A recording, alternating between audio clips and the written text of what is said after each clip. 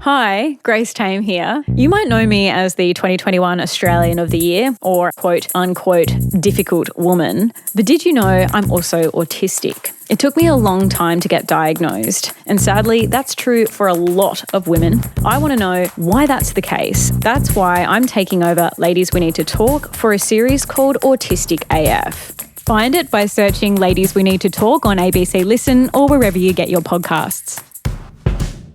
ABC Listen. Podcasts, radio, news, music and more.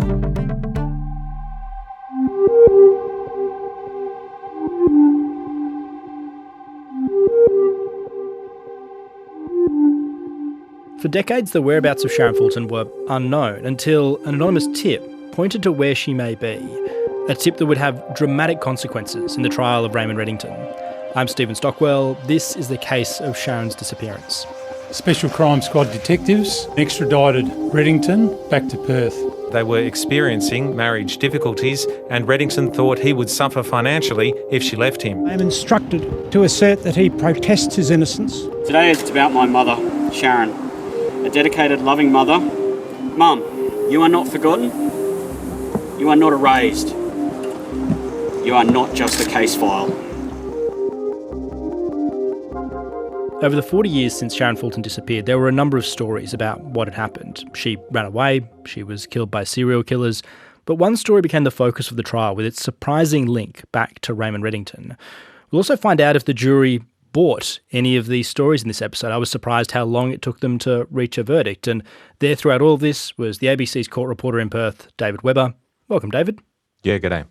The trial of Raymond Reddington ran for weeks. The court heard from his children, the friends of his wife, police who investigated at the time, and then there was a letter sent to an inquest that claimed to know where Sharon was.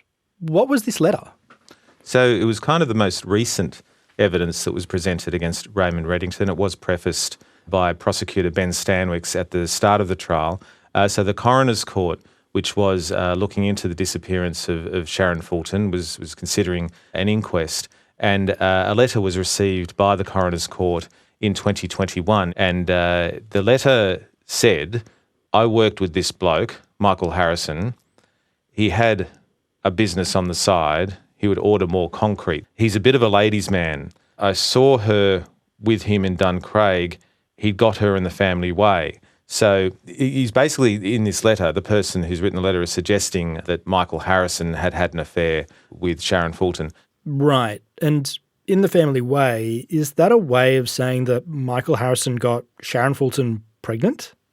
Yes. So the letter went on to say he got rid of that problem and suggesting that she was under a carport slab. I'm sure it's the missing woman, is what this letter said. This letter was received by the coroner's court suggesting that Sharon Fulton was murdered by Michael Harrison, who by that time had passed away. Okay. And, I mean, if the name Harrison is sounding familiar, that's because Michael Harrison is the husband of Narelle Harrison, who we talked about in our last episode, the best friend of Sharon Fulton, who saw her the day before she disappeared, who said she was frightened or seemed frightened in the home. David, was there any evidence that there was a relationship between Sharon Fulton and Michael Harrison outside of this letter? Not effectively. I mean, all we heard was that Michael Harrison was deceased by the time of the trial. He was looked at by police, the possibility that he might have been involved, but the court had heard he had an alibi, or there was an alibi to suggest that he wasn't involved. Did anyone go around and look under some carport slabs or concrete slabs or anything like that to chase this up? There are a lot of carport slabs in Perth, and it would seem that it wasn't exactly specified where in the letter. It was this address somewhere. So there's a vagueness with the letter, but the reason this letter was really important to the prosecution was that when testing was done on the envelope, a DNA sample was found inside the envelope that matched Raymond Reddington's. And so this letter was sent by Raymond Reddington, the man who's on trial for the murder of Sharon Fulton. Well, the prosecution case was that Raymond Reddington had sent it. There were reference samples tested against the DNA as well. Derek Fulton, the oldest son, and others, to exclude them. Of course, DNA was on the envelope from people that had handled it, people that might have been associated with the coroner's court. But the DNA that was crucial to the prosecution case was that was inside the envelope, and that was matched to Raymond Reddington. And as Ben Stanwix told the jury, he referred to it as an astonishing piece of dishonesty, accused Raymond Reddington of having taken on a made-up persona to send police on a wild goose chase when the coronial court was getting ready to conduct an inquest. It suggests that some of the other stories about Raymond Reddington had put forward, this is just another piece of the puzzle from the prosecution's perspective of Raymond Reddington trying to make it look like somebody else had done it. David, this is right towards the end of the trial. I mean, you've had weeks of evidence at this point. How big a moment is a piece of evidence like this that links Raymond Reddington to something that's trying to point investigators in the other direction? The jury knew it was coming, and those of us in the courtroom knew it was coming because it was talked about in the opening. So it was always important, but the jury and the people in the court know that it's coming. And so when it came and they actually presented the letter in court, showed it in typed out form, and explained its importance. So this happening quite close to the modern day, it was only a few years ago. It was important in that sense, and also in the context of the cold case detective sergeant who gave evidence about the work that they had done up to that point. So I think in terms of the jury in particular, it helps them because things moved chronologically. There were gaps of years where not much happened at all. And then in 2021, you had this event which resulted in scientific study and the result that they got. With all the murder trials that I've covered, you can't get away from DNA. DNA doesn't lie.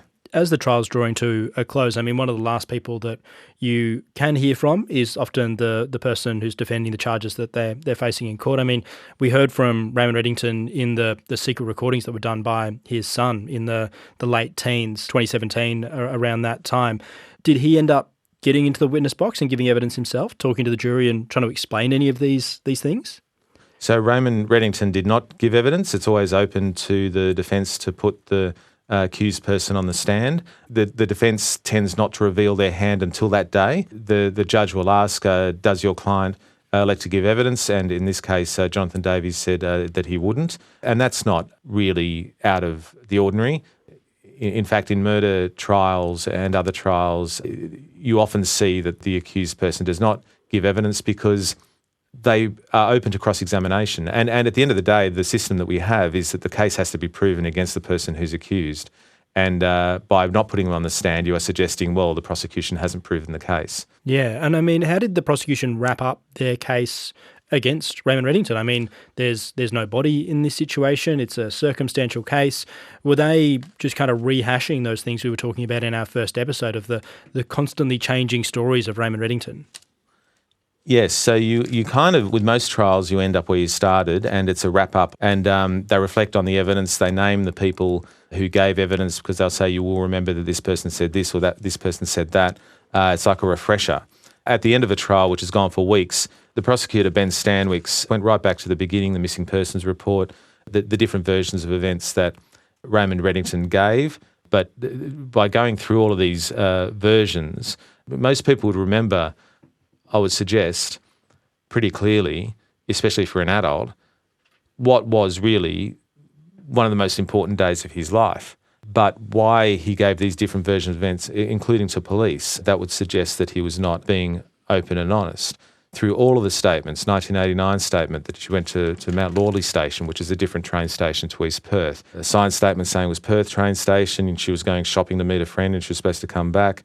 So depending on who he was presenting the story to, these things changed. He also referred to the timelines of the day. There's a period of hours there where it's not really explained as to what he did. And as Ben Stanwyck said, he was busy killing his wife and figuring out what to do with the body. All we know is that he went and picked up Heath at around 11:30 and then he saw the kids later on that afternoon. He had ample opportunity to kill Sharon Fulton at the house and take at least preliminary steps to remove her body. He said it was basically 48 minutes to hide her body, at least temporarily, and referred to perhaps the boot of the sedan where she could have been before disposing of the body more thoroughly. He had like a 3-day head start because he didn't tell police for 3 days. So a bit of speculation there by the prosecution, which the prosecutor can present during closing because if you put the pieces of the evidence together, it allows him to put forward that opportunity. So The timeline of the day being really important. The life insurance, which was presented as a motive, which was taken out not that long before she disappeared. And then he talked about how he told a subsequent partner how to fool a doctor into getting an Alzheimer's diagnosis. And then he's with police where he, during an interview in the eastern states, he's suggesting that he didn't remember what was going on. Police saying that he struggled with his own name. Of course, he changed his name by then from Maxwell Robert Fulton to Raymond Reddington. He didn't have that lack of recall when he was talking to Heath around that time. Yep. And then Ben Stanwyck's moved on to the letter to the coroner's court, which are referred to as an astonishing piece of dishonesty. It's really wrapping up the evidence as you would expect, but more specific because the jury's sitting there having heard from all of these witnesses. And David, we spoke in our first episode, the defence's line basically being that, there was no body. As you mentioned, there was no evidence that a crime had been committed. This was a circumstantial case that was being put towards the jury in this instance. When the closing finishes, the judge gives his directions to the jury and the jury takes their time to consider their verdict. I mean, when the jury retired, how long were they gone for? How long did it take? It was only about 4 hours or so, because I counted in a kind of ironic kind of way that it was an hour for each 10 years. Relatively quick for a jury in a murder trial. Yeah, 4 hours does seem very quick, David. What was it like in the room as the jury came back in to deliver their verdict? Who was there? So the jury came in and the foreperson was asked what the verdict was of the jury, and the foreperson said guilty. And there was no reaction from Raymond Reddington, who was sitting in the dock. He was as impassive as he was for much of the trial. In the public gallery, so behind where the media sits, I could hear sort of an intake of breath from somebody, like that when the verdict was provided. There were people in the gallery who, some of whom had given evidence. There were other people associated with the trial. Not as many as had been watching the trial, because waiting for a jury verdict can take some time.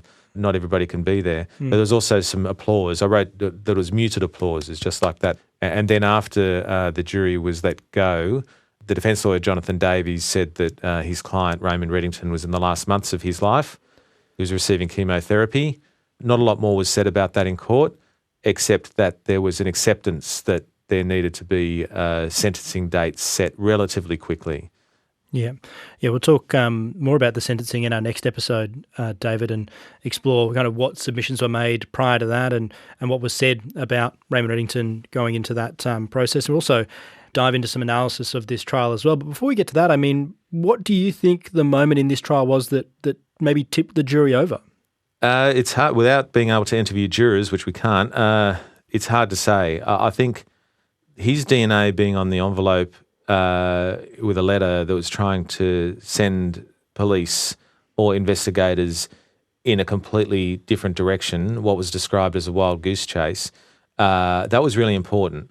But the changing stories about the disappearance of the mother of your 4 children, it's hard to fathom how somebody would have different versions of events about something like that.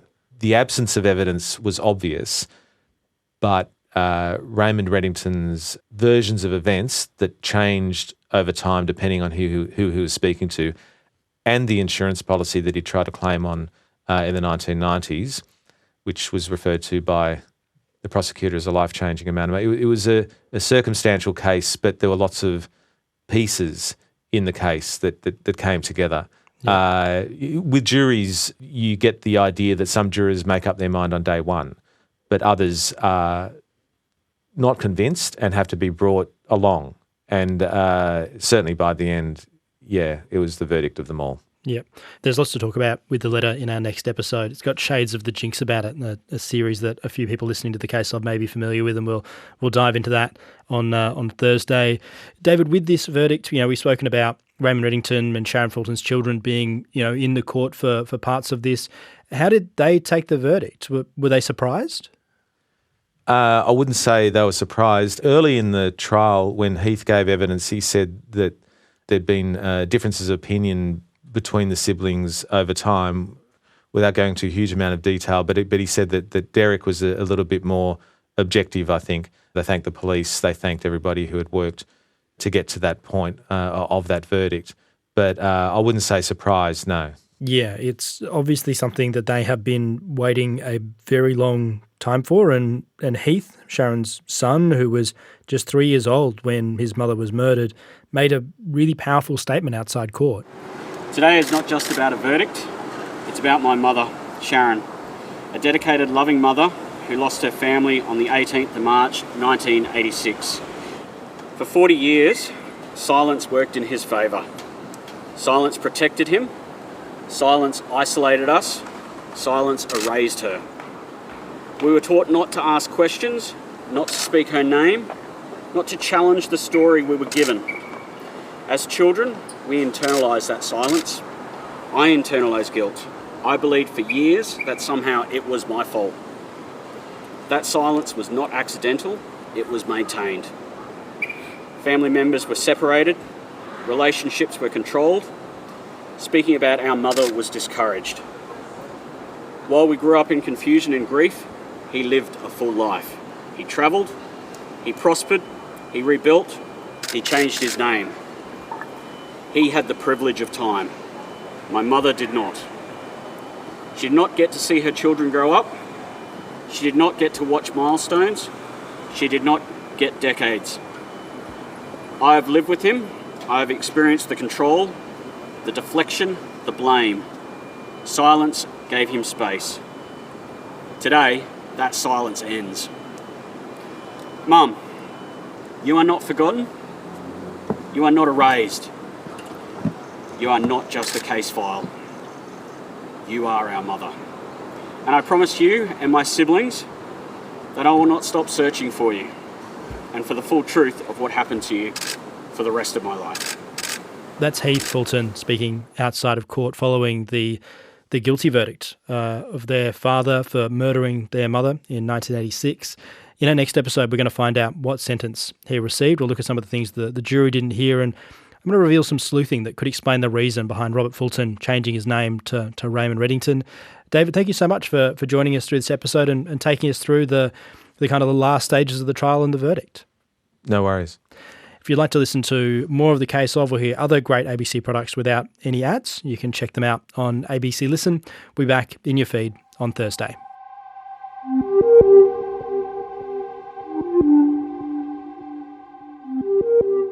The Case Of is produced by ABC Audio Studios and ABC News. This episode was reported by David Webber and presented by me, Stephen Stockwell. Our supervising producer is Greg Muller and our executive producer is Claire Rawlinson. This episode was produced on the land of the Whadjuk Noongar and Wurundjeri people.